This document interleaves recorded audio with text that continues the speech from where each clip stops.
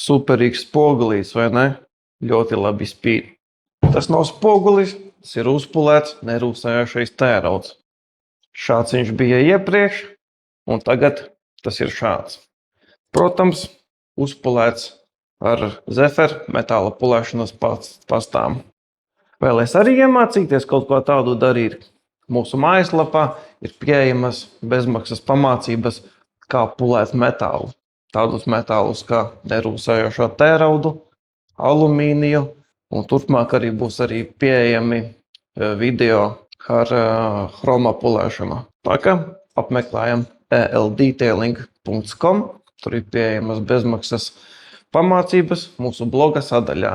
Un mēs, protams, papildinām ar vairākām pamācībām, kā kopt metālu, kā to pulēt, kā to apstrādāt, kā pulēt diskus. Arī tādi mums video ir. Tad jau apmeklē mūsu mājaslapu un iemācies pulēt metālu. Pilnībā bez maksas.